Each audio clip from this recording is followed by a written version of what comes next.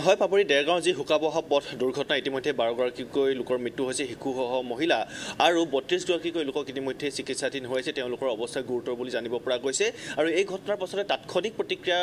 ব্যক্ত কৰিবলৈ আগবাঢ়িছে মন্ত্ৰী পৰিমল শুক্লবৈদ্য তেখেতে ইতিমধ্যেই নলবাৰীলৈ যাবলৈ ৰাওনা হৈছে আৰু তেখেতৰ বাসগৃহত আমি আছোঁ মিনিষ্টাৰ্ছ কলনীত আমি আছোঁ তেখেতৰ চৰকাৰী আৱাসগৃহত আৰু মন্ত্ৰীগৰাকীৰ সৈতে পোনপটীয়াকৈ আমি দৰ্শকসকলক শুনাবলৈ খুজিম যে কিহৰ বাবে এই পথ দুৰ্ঘটনা হ'ল আন কি দিশ ইতিমধ্যেই উন্মোচন হোৱাৰ কথা থাকে এই কথাখিনি আমি পাতিবলৈ চেষ্টা কৰিম এই মুহূৰ্তত মন্ত্ৰীগৰাকী আছে তেওঁৰ সৈতে আমি পোনপটীয়াকৈ এই বিষয়টো সন্দৰ্ভত জানিবলৈ চেষ্টা কৰিম দুটা বাছৰ ভিতৰত এটা দুটা গাড়ীৰ ভিতৰত এটা কলিশ্যন হ'ল আৰু ট্ৰাকখন উল্টি গ'ল আৰু বাকী যিটো বাছ আপোনালোকে দেখিছে আপোনালোকৰ জৰিয়তে ৰাইজে দেখি আছে এই ক্ষেত্ৰত আমি কেইদিনমান কেইদিন ক'ব পাৰোঁ এতিয়াও একমাহ পূৰা হোৱা নাই হয়তো আমি district level road safety council আমি পাতিলোঁ সব ডিপাৰ্টমেণ্ট ইয়াতে আছিল আমি এতিয়ালৈকে 28টা জিলাত যোৱা মাহত আমি ৰোড ছেফটি কাউন্সিলৰ লগতে আমি কথা কৈছোঁ তো সব এই ঠাইতো আমাৰ PWD ৰুৰেল ৰোডছ NHIDCL গোটেইখিনি আছে ইয়াতে যি ঠাইত এক্সিডেণ্ট হ'ল এই ঠাইটোত এটা কনষ্ট্ৰাকশ্যনৰ কাম চলি আছে আপোনালোক নিজে জ্ঞাত বা ৰাইজে দেখি আছে ইয়াতে মই যিমানখিনি জানিলোঁ যে হয় চাইনবোৰ্ডৰ কম বেছি চাইনবোৰ্ডো আছে চাইনিজো আছে যে কোনখিনিয়ে ডাইভাৰ্ট হ'ব লাগে কোনখিনি কথা অলপ আগতে আমি কথা কৈ আছোঁ আৰু গোটেইখিনি কথা মানে সৰজমিনে তদন্ত কৰাৰ কাৰণে এতিয়া আমাৰ যিটো কমিশ্যনাৰ আমাৰ যিজন কমিশ্যনাৰ ট্ৰেন্সপৰ্ট গৌৰৱ উপাধ্যায় তেওঁ অন ৰোডত আছে তেওঁ গৈ আছে আৰু লগতে আমাৰ ৰোড ছেফটি কাউন্সিলৰ লিড অফিচাৰ অংকুৰ জৈন তেওঁ গৈ আছে আৰু তেওঁলোকক কোৱা হৈছে যে NHIDCLৰ যিজন মুখ্য কাৰ্যকৰ্তা এই অঞ্চলৰ তেওঁক লৈ যাব লাগে আৰু তেওঁ নিজে গৈ আছে কাজেই ৰাস্তাৰ অথৰিটি আৰু লগতে আমাৰ ট্ৰেন্সপৰ্টৰ ফালৰ পৰা আমি এটা হাই লেভেল টীম পঠাই আছোঁ বা তেওঁলোক গৈ আছে আৰু গৈ অলপতেই তেওঁলোকৰ নিজে পৰ্যবেক্ষণ কৰিব DCSP ঠাইত আছিল তেওঁলোকে নিশ্চিতভাৱে তেওঁলোকে যিটো তেওঁলোকে দেখিছে এই কথাখিনি লৈ আমি আমাৰ এই গোটেইখিনি কথা লৈ আমি এটা উচ্চ পৰ্যায়ৰ তদন্তটো আজি যোৱাৰ পাছতেই হ'ব আৰু তাৰ লগতো যদি প্ৰয়োজন পৰে আমি FIR দাখিল কৰিম কোন বা কাৰ দোষত হেৰি হৈছে এইটো পুলিচে নিৰ্ণয় কৰিব কিন্তু ইমান ডাঙৰ এটা দুৰ্ঘটনা সকলোৰে প্ৰয়াস থকাৰ পাছতো আজি চাওক আমি যোৱা 1-1.5 মাহৰ ভিতৰত আমি মাননীয় মুখ্যমন্ত্ৰীৰ নিৰ্দেশত আমি একেবাৰে জিলালৈকে আমি গৈছোঁ ৰাইজেও খুব আদৰি লৈছে যে না এইটো আমাৰ খুব এটা ৰাস্তা আমাৰ ছেফ থাকিব লাগে আমাৰ খুব প্ৰয়োজনীয় ব্যৱস্থাৰ ভিতৰত এটা আটাইতকৈ প্ৰথম নম্বৰ 1ত আহে কাৰণ মানুহ বাটত আহিব লাগে এই ক্ষেত্ৰত ইয়াতে 5টাৰ সময় ট্ৰাফিক মুভমেণ্ট বেছি থকাৰ কথা নাই আপোনালোক নিজেই গম পায় না ঘন কুঁৱলীও 5টাত ইমান মানে এনেকুৱা নিউজৰ পৰা নাই বা এনেকুৱা কুঁৱলী নহয় মই এই কথাটো সুধিছোঁ কিন্তু কথা হৈছে যে ট্ৰাকটো যেতিয়া টাৰ্ণ ল'ব এইটো ডাঙৰ ট্ৰাক হোৱাৰ কাৰণে অলপ ঠাইটো বেছি লৈছে যিফিনে যাব লাগিছিল এইফিনে নগৈ অলপ এটা বেলেগ ফিনে অলপ টাৰ্ণটো লৈছে আৰু হয়তো কোৱাটো এইটো আমাৰ ঠিক নহ'ব এই মুহূৰ্তত কাৰণ আমাৰ অফিচাৰসকল গৈ আছে বা হেৰিত আছে গোটেইখিনি তথ্য ওলাই আহিব কিন্তু কোনো না কোনো ঠাইত এটা গাড়ী অলপ অধিক স্পীডত থাকিব পাৰে এইটো এটা ধাৰণা কৰা হৈছে বাকীতো এনকুৱাৰীত গোটেইখিনি কথা নিশ্চিতভাৱে ওলাই আহিব হয় এই তেওঁলোকৰ কনষ্ট্ৰাকশ্যনৰ কাৰণে মানে পথটো একফিনেই দুটা গাড়ী অহা যোৱাৰ ব্যৱস্থা দিয়া হৈছে কাজে এই ক্ষেত্ৰতো তেওঁলোকৰ মই সুধিছোঁ ইয়াৰ ফালৰ পৰা যিটো আমি স্থানীয় ৰাইজ বা আমাৰ বিভাগক সুধিছোঁ ডাইভাৰ্চন চাইনবোৰ্ডো আছে কিন্তু ট্ৰাকটো যিফিনে হয়তো যাব লাগিছিল তেওঁলোকৰ ইণ্ডিকেটাৰ হিচাপে ইণ্ডিকেট যেনেকুৱা কৰিছে হয়তো বা ইয়াতে ট্ৰাকেৰ যোৱাৰ ক্ষেত্ৰত ভুল হৈছে আৰু চাক ট্ৰাকটোৱে টাৰ্ণিং লৈ আছে আল্টিমেটলি কথাটো হ'ল যে ইয়াতেতো ইমান ডাঙৰ মানে খুব বেছি স্পীড হোৱাৰ কথা নাই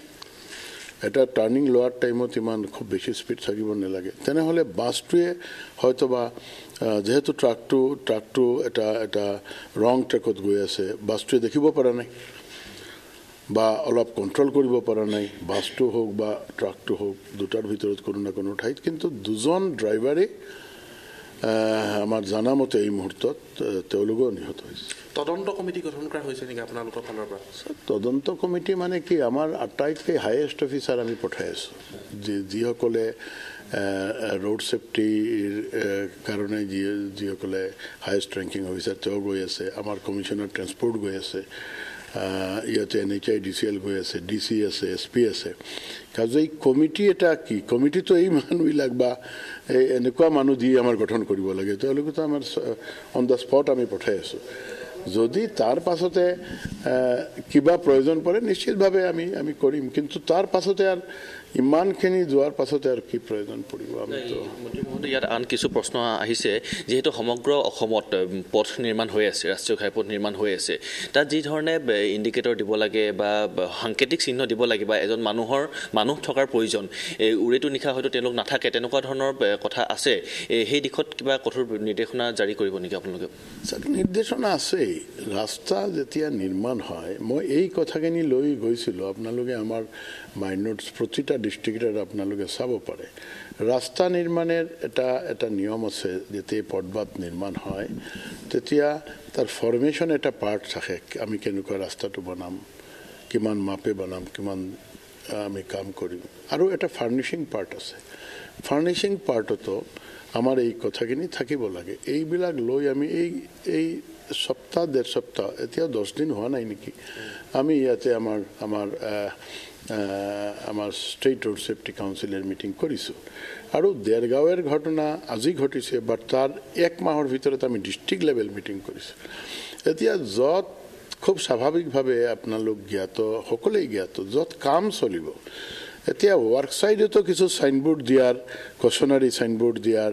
বা কিছু কেনেকুৱা আমাৰ ডাইভাৰ্চনটো হৈছে ডাইভাৰ্চনটো হ'ব এই গোটেইখিনি চাইনেজ দিয়াৰ নিয়ম নীতি আছে এইটো থাকিব লাগিবই এইটো কাজে এই ক্ষেত্ৰত তেওঁলোকৰ কিমান আছে কিমান নাই যিমানখিনি আমি এটা অভাৰ টেলিফোন খবৰ পাইছোঁ এইটোতো আমি খবৰ পালোঁৱেই আপোনালোকক ক'লোঁ বাট যাতে একেবাৰে সঠিকভাৱে পৰ্যালোচনা কৰিব পাৰে তাৰ কাৰণে NHI DCL ৰাস্তাটো বনাই আছে এতিয়া ৰাস্তাটো বনাই আছে তেওঁলোকে নিশ্চিতভাৱে নিৰ্দেশ থাকিব কন্ট্ৰাক্টৰসকলৰ ওপৰত এতিয়া কন্ট্ৰাক্টৰে সম্পূৰ্ণভাৱে মানিলে না হি কিবা এটা দি এনেকুৱা দায় সাৰা গোচৰ ৰাখি দিলে গোটেইখিনি কথা চালিজাৰি চোৱাৰ কাৰণে আমি আমাৰ হাইয়েষ্ট লেভেলৰ অফিচাৰক পঠাইছোঁ একেবাৰে FIR কৰিম যিজন দোষী হয় তাৰ ওপৰত কঠোৰ ব্যৱস্থা লোৱা হ'ব যেহেতু ৰাষ্ট্ৰীয় পথ প্ৰাধিকৰণৰ ওপৰত আপোনালোকে আলোচনা কৰি এই বিষয়টো তেওঁলোকৰ ওপৰতো আলোচনা কৰিব নি ৰাষ্ট্ৰীয় পথ প্ৰাধিকৰণৰ ওপৰত না আমিতো আলোচনা কৰা মানে আমি কৰি আছোঁ ইট ইজ অনগয়িং মই যে ক'লোঁ আপোনাক যে আমি যোৱা মাহত 28টা জিলাত আলোচনা কৰিলোঁ ষ্টেট লেভেল আলোচনা এসপ্তাহ হোৱা নাই আমি কৰি আছোঁ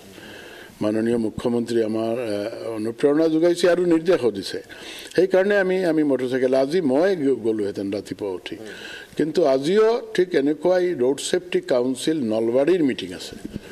আৰু আমাৰ যি পৰিক্ৰমাটো আপোনালোক জ্ঞাত এটা আমি পৰিক্ৰমালৈ ওলাইছোঁ এই ৰোড ছেফটিৰ কাৰণে আৰু এই কথাবিলাকেই ৰাইজলৈকে কোৱাৰ কাৰণে সেইকাৰণে আমাৰ প্ৰিফিক্স মিটিংবিলাক থকাৰ কাৰণে আৰু সব ডিপাৰ্টমেণ্টক মাতা হৈছে নলবাৰীতো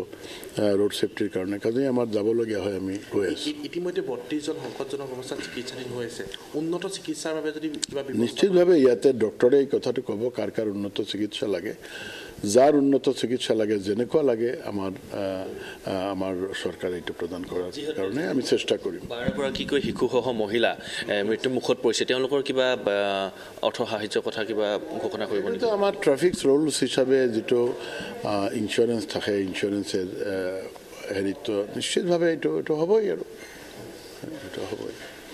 হয় পাপৰি এয়া হৈছে পৰিমল শুক্লবৈদ্য তেখেতে আজিও